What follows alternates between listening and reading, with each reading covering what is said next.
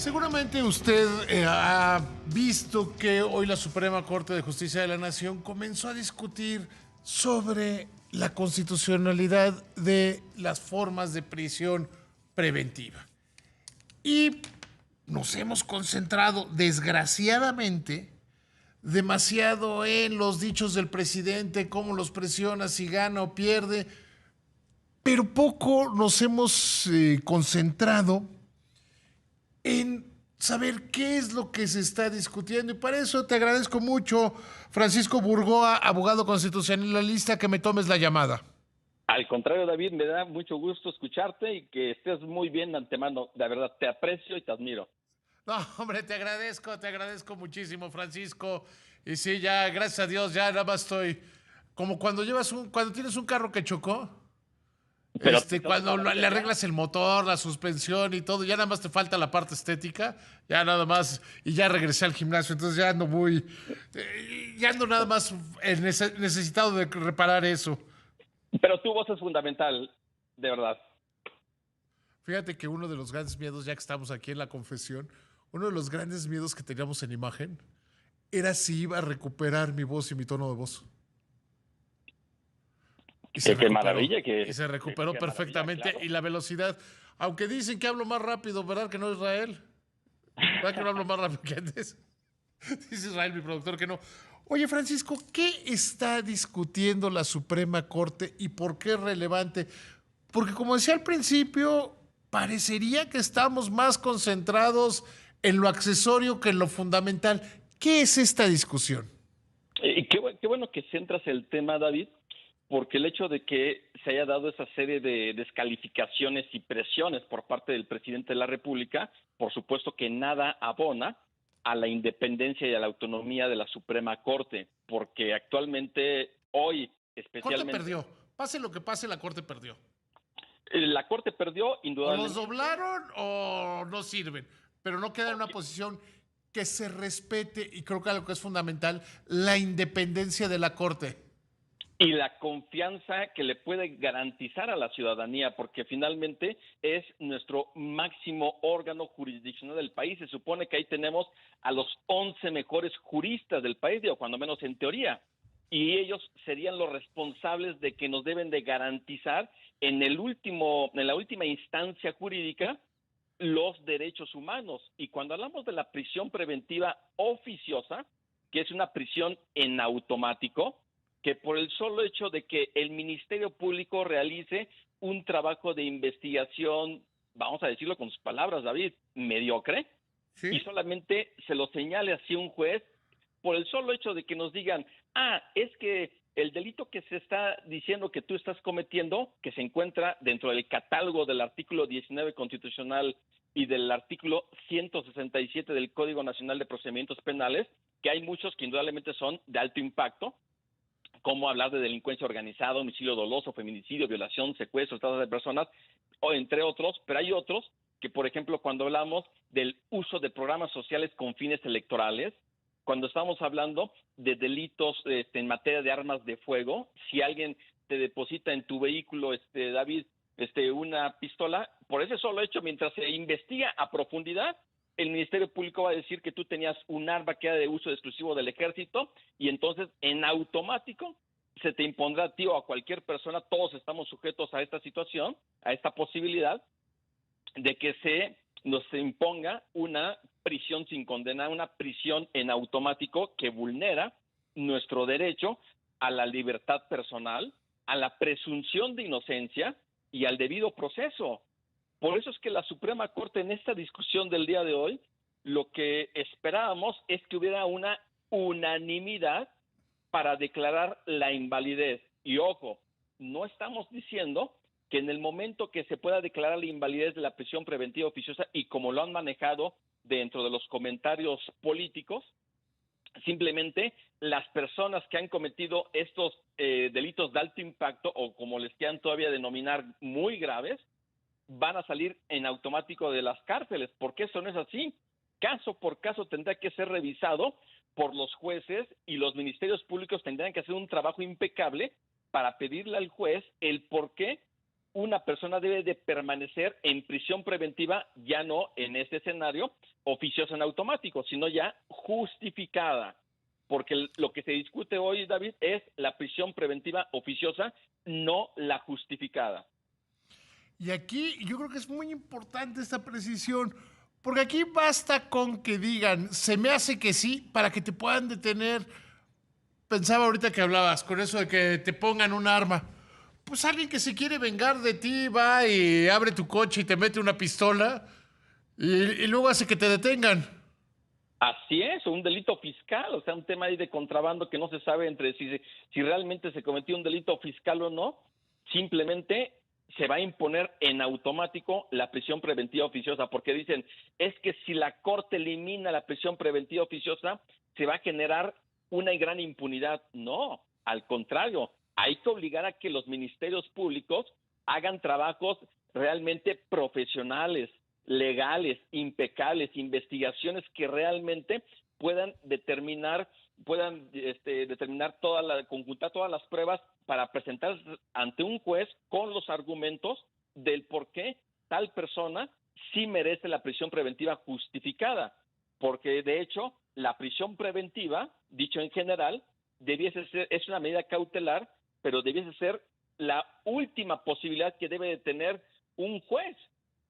Hay otras muchas medidas cautelares y de hecho la prisión preventiva, aún la justificada, luego se ha utilizado, en la percepción pública, la percepción social, en el sentido de poder estar atacando a los adversarios políticos. Vemos el caso de Rosario Robles o de Jesús Murillo Caram. Simplemente se les impone la prisión preventiva justificada a pesar de que los argumentos jurídicos en verdad son débiles. No, y el tiempo empieza a correr en contra del acusado, porque no es lo mismo defenderse desde tu casa que defenderte estando en prisión. Es que ese es parte de este argumento político de decir, es que muchos delincuentes que han cometido graves delitos van a salir en automático, pero no. Si por ejemplo se detiene a un feminicida, a un violador, a un secuestrador, a alguien que cometió una desaparición forzada de personas, no quiere decir que por el hecho de estar invalidando la prisión preventiva oficiosa, esa persona va a salir de la cárcel o va a estar sujeta a proceso, pero desde su casa. No. Simplemente el Ministerio Público deberá de justificar ante un juez y el juez deberá de valorar si realmente se le impone la prisión preventiva justificada.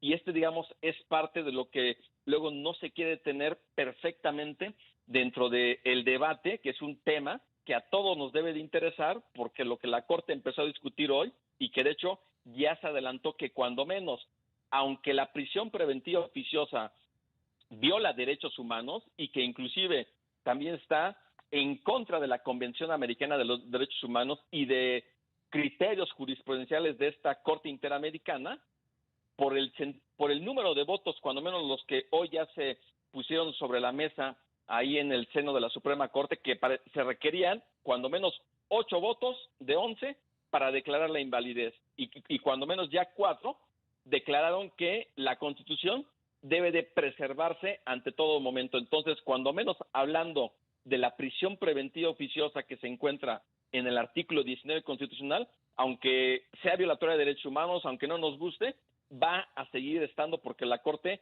ya no le quiso entrar ahí al tema. Veremos si los votos alcanzan para declarar la invalidez ya del artículo 167 del Código Nacional de Procedimientos Penales, que prácticamente reproduce el mismo artículo 19 constitucional, y en su caso, lo más creo que podría pasar siendo optimistas, es que haya una reinterpretación para que la prisión preventiva oficiosa no se aplique de forma automática, sino que aún así se tenga que estar justificando caso por caso.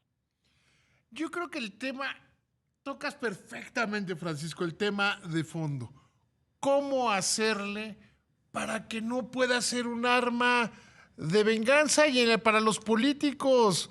Si yo fuera político de esta administración estaría muy preocupado porque gane quien gane, pues va a haber muchas venganzas. Y vamos a ver, yo llevo diciéndole desde el 18, vamos a ver muchas Rosario Robles. Algún día platicaba con algún funcionario y le decía, Oye, tienes que dejar muy bien arreglado este asunto porque por menos, o sea, era un asunto de interpretación, por menos Rosario Robles se aventó 3 años se está aventando 3 años de cárcel porque todavía no salía. Creo que eso debería estar en la mente de quienes están a favor de esta prisión preventiva automática, ¿no? Absolutamente, o que recuerden el caso de Robespierre con la guillotina, ¿verdad? Dios, no lo mismo luego promover que luego se les apliquen sus mismos métodos. El hecho de Rosario Robles, ¿cómo es posible que en 3 años no se le haya todavía dictado una sentencia en cualquier sentido? O sea, son de las situaciones que luego uno se quiere ir por las filias o por las fobias inmediatamente. Es que está bien que esté en la cárcel, pero a ver, desde el punto de vista jurídico, tenemos que preservar en todo momento el derecho a la presunción de inocencia. Algún día todos podemos estar en una situación así, ojalá y no, o una persona muy cercana a nosotros, y es ahí cuando realmente vamos a ver de qué es lo que está pasando, tanto en la procuración de justicia como en la impartición de justicia. Vamos a ver cómo los ministerios públicos requieren una auténtica capacitación, profesionalización, que cumplan con estándares de ética, al igual que también los jueces. Las instituciones no son perfectas, son perfectibles. Y también cómo poder garantizar tanto la independencia como la autonomía de todas las fiscalías, empezando por la General de la República, como también de los poderes judiciales, tanto el de la Federación como el de las entidades federativas. Y ahí es donde está el quid del asunto, garantizar independencia y autonomía, que no vengan desde Palacio Nacional a estar señalando con el dedo flamígero que tal juez o tal ministerio público o tal servidor público no está cumpliendo con el proyecto de la 4T, lo cual estamos hablando ahí ya de la politización de la justicia o de la judiciación de la política, que no debiese de ocurrir. Fíjate que los chilenos, sin proponérselo, nos dieron una gran lección en cómo es más importante la democracia en sí misma que ponerse a favor o en contra de un proyecto determinado, ¿no? Bueno, increíble. Digo, la verdad es que hace 3 años que empezó todo este tema allí en Chile con el tema de las alzas del transporte público, y a partir de ahí el hecho de que se decidiera a través de un acuerdo político crear una constitución vía un Congreso Constituyente, que ayer fue un plebiscito, el cual, después de todo ese proceso, la gran mayoría de los chilenos dijeron no a la constitución, pero no se van a detener ahí, precisamente van a convocar a un nuevo Congreso Constituyente. Entonces son parte de las situaciones que uno dice, hay que ver también lo que pasa en Latinoamérica sobre ese tipo de temas de democracia constitucional, para saber hasta dónde nosotros podemos copiar algunos ejemplos, precisamente como estos que comentas, David. Francisco, te agradezco muchísimo la plática y ojalá volvamos a platicar pronto. Te mando un abrazo, que te vaya muy bien. Encantado, David, un abrazo y que estés muy bien. Hasta luego.